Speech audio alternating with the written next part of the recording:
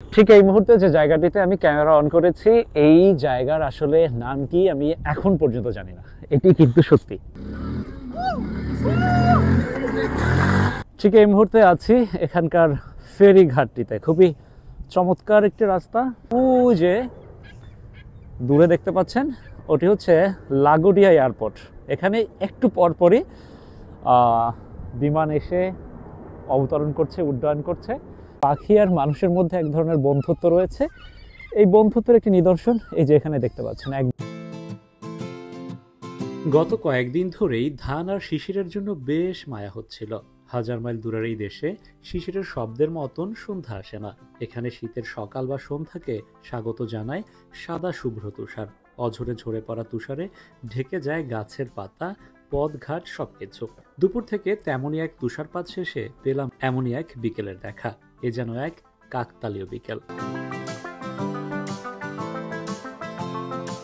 ঠিক এই মুহূর্তে যে জায়গাটিতে আমি ক্যামেরা অন করেছি, এই জায়গার আসলে নাম কি আমি এখন পর্যন্ত জানি না। এটি কিন্তু সত্যি। কারণ আমি বাসে বিশেষ একটি জায়গায় যাচ্ছিলাম, হঠাৎ করে জানালা দিয়ে তাকিয়ে দেখি বাইরে সুন্দর একটি নদী দেখা যাচ্ছে, যে নদীর পাড়ে আমি এখন বসে আছি। মনে হলো নেমে পড়ি, দেখি হয়তো ভালো কোনো লোকেশন পাওয়া যাবে। এবং নেমেই দেখছি আজকের সেই স্বচ্ছ একটি আকাশ, এবং আমার চারপাশে দেখতে পাচ্ছেন তুষার ঝড় হয়েছে কিছুক্ষণ আগে। সবকিছু মিলিয়ে খুবই অসাধারণ একটি প্রাকৃতিক পরিবেশ, এবং এজন্যই আপনাদের মাঝে ভিডিও অন করেছি। এবং হ্যাঁ, আমি ভিডিও করে টোরে শেষ পর্যায়ে গিয়ে জানবো আসলে আমি আজকে কোন জায়গার ভিডিও করলাম, এবং আপনাদেরকে জানাবো। সঙ্গেই থাকুন। নদীর ধারে অচেনা সব পাখির উড়াউড়ি, গাংচিল। তবে এদের সবাই কিন্তু অচেনা নয়। এদের অনেকেই তো শীতের সময়টাতে আমাদের ঘরের অতিথি। আজ যেমন আমি অতিথি হয়ে তাদের ঘরে। দিনভর খাবারের সন্ধানে ব্যস্ত সময় কাটানো পাখিগুলোকে বিকেলের দিকটাতে বেশ পরিশ্রান্ত লাগছিল। এখানকার পাখি মানুষদেরকে খুব একটা ভয় পায় না, বরং পাখি আর মানুষের মধ্যে এক ধরনের বন্ধুত্ব রয়েছে। এই বন্ধুত্বের একটি নিদর্শন এই যে এখানে দেখতে পাচ্ছেন। এক ব্যক্তি ব্যাগে করে বেশ কিছু রুটি নিয়ে এসেছে, অর্থাৎ পাখির জন্য খাবার নিয়ে এসেছে, আর পাখিগুলো তাকে ঘিরে সেই খাবারগুলো খাচ্ছিল। বেশ চমৎকার একটি বিষয়। স্বচ্ছ নদীর পানি, আর সেই পানিতে হঠাৎ করে পেয়ে গেলাম প্রকৃতি প্রদত্ত এক উপহার। আমি যেহেতু নদীর দেশের মানুষ, নদী আমার বেশ ভালো লাগে। আর যেহেতু নদীর পাড়ে এসেছি, একটু পানি ছুঁয়ে দেখতে যাব সেই মুহূর্তে এই একটি গিফট আমার চোখে পড়লো। এই যে দেখুন, কি সুন্দর একটি গোলাপ নদীতে ভাসছে। দারুণ না? যেটি বলছিলাম যে এখানে একটি সুন্দর পার্ক রয়েছে, আর যেহেতু জায়গাটি বেশ সুন্দর বিনোদন কেন্দ্র, হয়তো কোনো প্রিয়জন তার প্রিয়জনকে এই গোলাপটি দিয়েছিলেন, এবং এখন এই পবিত্র গোলাপটির ঠাঁই হয়েছে এই নদীর বুকে।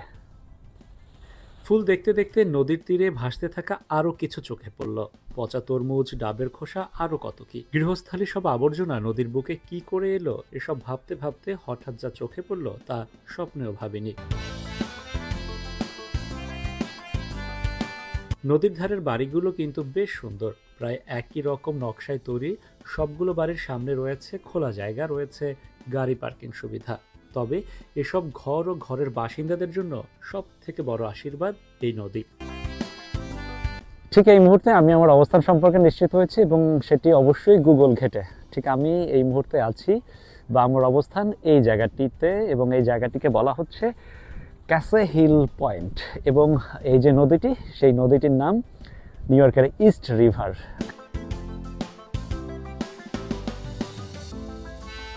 এতক্ষণ আমি নদীর ওই অংশ, অর্থাৎ ক্যাসে হিল পয়েন্ট অংশে ছিলাম। ঠিক এই মুহূর্তে আমি এসেছি ক্লাসন পয়েন্ট পার্ক। খুবই চমৎকার একটি পার্ক, বেশ বড়সড়।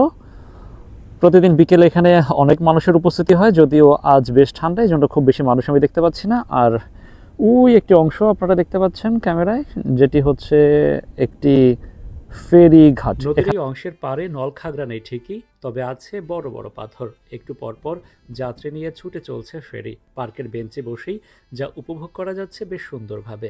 একটু দৃষ্টিশক্তি প্রখর হলে এখান থেকেই গুনে ফেলা সম্ভব হোয়াইটস্টোন ব্রিজে চলাচলরত গাড়ি। দেখা যায় দূরের থ্রগসন্যাক্স ব্রিজও।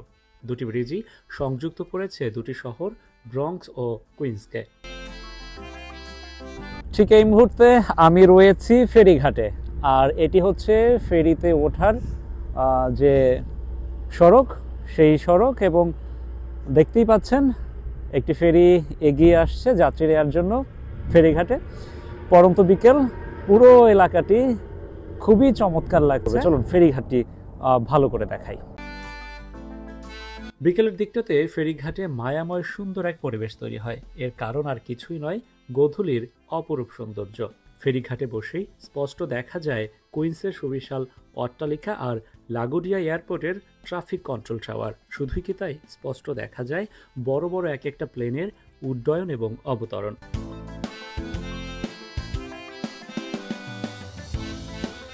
অস্তগামী সূর্যকে পেছনে ফেলে কুইন্স থেকে ব্রঙ্কসের উদ্দেশ্যে আসতে থাকে একের পর এক ফেরি। নামেন অনেক অনেক যাত্রী, যদিও ফেরিতে ওঠার যাত্রী চোখে পড়েনি খুব একটা। তার মানে হচ্ছে এদের অধিকাংশই অফিস শেষ করে ফিরেছেন ব্রঙ্কসের আবাসস্থলে। ফেরিঘাটটিও বেশ আধুনিক, ডিজিটাল ডিসপ্লেতে ফেরি আসা যাওয়ার সময় দেয়া আছে, যা মানুষজন মোবাইল ফোনের মাধ্যমে চেক করে নিতে পারেন। ফেরির শিডিউল দেখেই ঘাটে আসেন যাত্রীরা, অর্থাৎ নেই অযথা সময়ের অপচয়। কি চমৎকার এক গোধূলি বেলা, অথচ ক্লাসেন্ট পয়েন্ট পার্ক সম্পূর্ণ শুনশান নীরব, খুব বেশি মানুষের উপস্থিতি নেই। ঠিক তেমনি এই ফেরিঘাটও, অর্থাৎ জরুরি প্রয়োজন ছাড়া কেউ ঘরের বাইরে বের হচ্ছেন না। সুতরাং বুঝতে পারছেন কি ঠান্ডা পড়েছে। আমি একটি জ্যাকেট পরে এরই মধ্যে শীত নিবারণের চেষ্টা করছি। যেহেতু ফেরিঘাট দেখিয়েছি, অবশ্যই একদিন ফেরি ভ্রমণ করে সেই অভিজ্ঞতা আপনাদের মাঝে তুলে ধরার চেষ্টা করব। সে পর্যন্ত সবাই ভালো থাকুন, সুস্থ থাকুন, আর অবশ্যই সঙ্গে থাকুন বাপ্পি এক্সপ্রেসের।